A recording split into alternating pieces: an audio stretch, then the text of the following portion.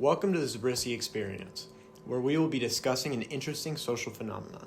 But first, let us ask a question. Have you ever failed to help someone in need? Whether you've passed someone with hazard lights on a highway or walked by a peer who's dropped their papers, the bystander effect is commonplace in our world. Now, it may seem like this can be a mild inconvenience to those affected, but there is more to this than meets the eye. According to the American Psychological Association, better known as APA, the bystander effect can be described as when people fail to offer needed help in emergencies, especially when other people are present in the same setting. We expect this to be responsible for many cases of negligence in emergency situations. To demonstrate this effect, we will examine some real-world cases of the bystander effect. One of the most notorious and tragic cases is that of Kitty Genovese, who was raped and stabbed by a stranger in New York City in 1964. Even though she cried out for help, none of the 37 people who witnessed or heard the assault called the police or intervened. Another case is that of a 15-year-old girl who was savagely raped and beaten by a group of men outside of a school dance in California in 2009. The attack lasted for over 2 hours and was seen by dozens of students and adults who did not report or stop it.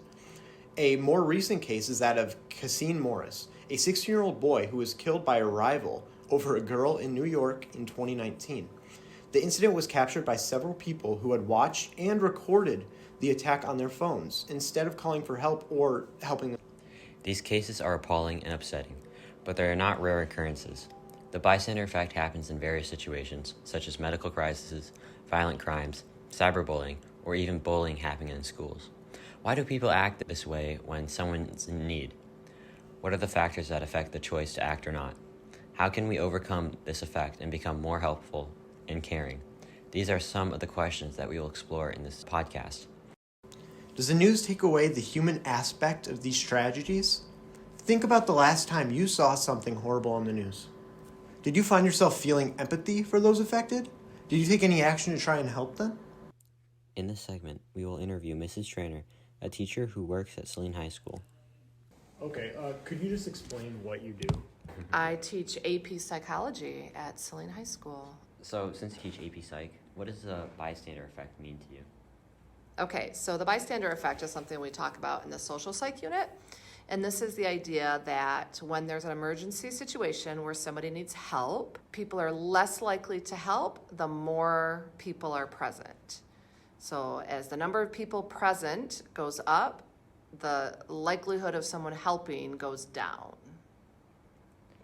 Now, during one of your lectures, you mentioned an experience you had with the bystander effect. Could you just recount how that went? Sure. So I was driving to work one day, and I drive, the way that I drive in, there's this barn that I would drive by, and the people who owned the barn, they built it from scratch. So I watched them build this barn. Every time I would drive by, there'd be a little bit more done, and it was a beautiful barn. And I was driving to work one morning, and the barn was just completely on fire. And there were a bunch of cars stopped, pulled off the side of the road, and people were sitting in their cars kind of just looking. Some people looked like they were maybe videotaping it. Some people looked like they were on the phone. So I'm assuming they were maybe calling 911 or the police or something. But nobody was getting out of their car. And I could see that there was a car in the driveway. So that made me think that there's probably somebody in the house, which was right next to the barn. And so I jumped out and ran up to the house and started banging on the door in case somebody was in the house sleeping, because it was really early in the morning. And there was, in fact, a guy that was in there sleeping. And he didn't know his barn was on fire right next to his house. He was sound asleep. He had worked nights, and so he came home and went to bed. And he didn't know. And so it reminded me of the bystander effect, because there were all these cars stopped, but nobody was doing anything to actually help. I mean, they maybe were calling 911, but nobody was going up to the house. As soon as I jumped out of my car, then so did some other people, and they all came up and started banging on windows and stuff. So, and so they did start helping once I did, but initially nobody was helping. Nobody was doing anything. And then your initiative, you characterized as just your knowledge of the bystander effect. Could you explain that a little bit more? Yeah, I mean, I don't think that I'm particularly a hero or anything like that. I don't know if that's sort of a trait that I have, but because I teach about this, And in fact, the day that this happened was the day that I was giving the lecture on this topic when I got to work that day, which was just kind of a freaky coincidence. But because this is kind of more in the forefront of my mind, I think that made me react in a different way than other people who might not know about this, right? And my hope is that when I tell my students about it, now you guys, when you have the opportunity, will step in and help if you can. Why do you think other people just sat and watched, even though that some of them may have had the capability to go and help out? So if you remember, we talk in class about a lot of factors that influence whether or not somebody helps. And I think the main one is this idea of diffusion of responsibility, which is everybody thinks somebody else will do it. And so then nobody does. And that's why if there's fewer people around, there's less people to diffuse that responsibility to. And so that's why you're more likely to get help if there's fewer people than if there's more people. And so I think diffusion of responsibility is kind of the main one, but we talked about some other factors like, are you in a hurry? If you're in a hurry, you're not going to help, right? Do you feel safe in doing so? What's the norm of the group? Are other people helping? Because, like I said, as soon as I stepped out and helped, other people jumped out and helped too. And so I think that became the new norm for that group once one person does it. So those are some factors. Do you feel guilty for not helping? Can you identify with the people that need help? Are they similar to you in some way? Because studies have shown we're more likely to help someone if we have some sort of common identity with them, whether that's race or social class or some other demographic like that. So those are the few of the factors that we mentioned. I think there's a bunch more, but those are kind of the big ones that I can think of. Yeah. Had I been running late for work that day, would I still have stopped? I don't know if I would have. I mean, statistically speaking, studies show that we probably wouldn't, right? Like, we're not going to interfere in a situation where that's going to put us in danger, and we shouldn't really, I was telling somebody after class about this other time where I was downtown Ann Arbor and I was leaving a restaurant. I was walking out by myself. It was kind of late, not super late, but it was dark. And I was parked in a parking lot kind of behind the restaurant. And there's like an alleyway. And there were two guys fighting. And the one guy was laying on the ground. And the other guy was just stomping on his face. I mean, it was bad. It was a brutal, brutal beating. And there were tons of people standing around watching. And nobody was doing anything. Now, I did not feel safe walking up and stepping between these two men and stopping the fight, but I did kind of hide behind a dumpster and call 911. And when I called, they said I was the first person that had called to report because they asked me to stay on the line since I was the first one so I could tell them what I was witnessing.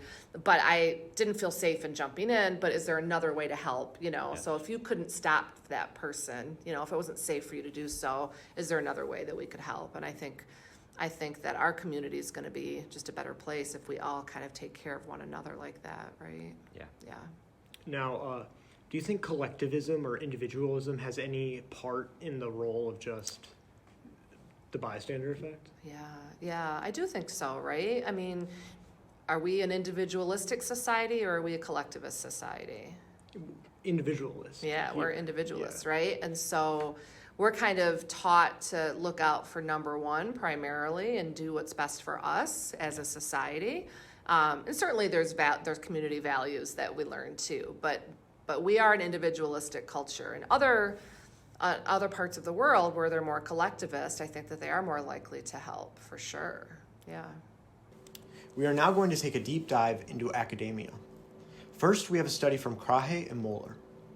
Although not all predicted links between habitual media violence, exposure, situational arousal, and aggressive cognitions and behavior were confirmed, the present data provide significant support for the claim that habitual users of media violence become desensitized to violence as experienced in higher self-reported pleasant arousal to scenes of violence in the media.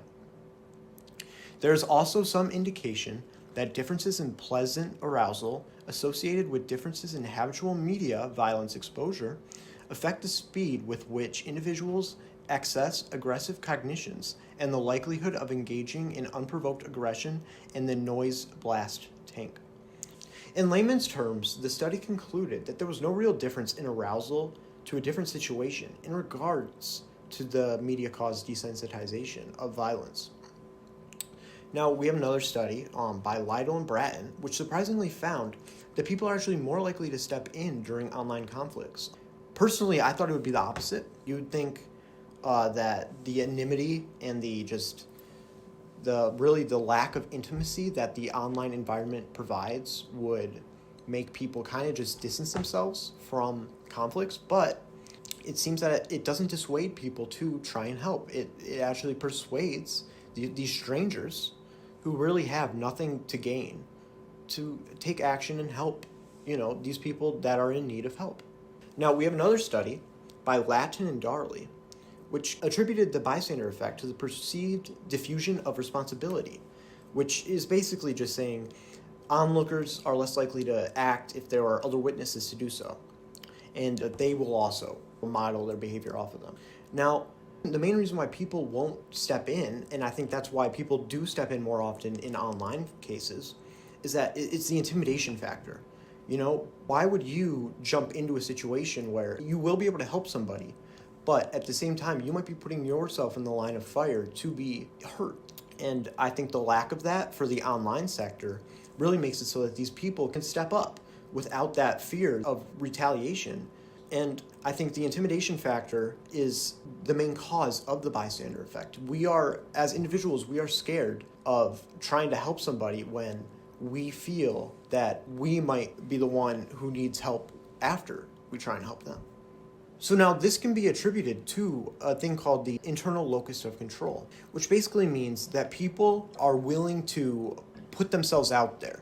Now, this is the opposite of an external locus of control, which is more of the equivalent of a lazy river. You kind of you let the world take you. Now, this locus of control, people will try and help others if they don't perceive a threat. So, they will not take action if that action has a perceived consequence. So now you would perceive this as an approach avoidance conflict, where the bystander sees two sides of the story. Part of them wants to approach, part of them wants to help, because if they were in the person needing help situation, they would want people to help.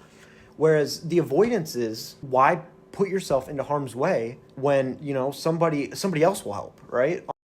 What we learned is that our hypothesis of desensitization caused by viewing violent media doesn't correlate with a person's likelihood to help another. We personally found this surprising, as it seems that people don't seem to care as much about the tragedies that have become all too common on the news. Think school shootings, events like the Columbine and Sandy Hook were on the front page for months, whereas now these shootings are headlines for a day or two, and then disappear. Nonetheless, we as a society are becoming more and more empathetic towards others' plights. This gives us hope that the future of that violence in the media, no matter how bad it becomes, that people will try and help others, even if they are strangers. Thank you for listening to the Zabriskie and Townsend Experience.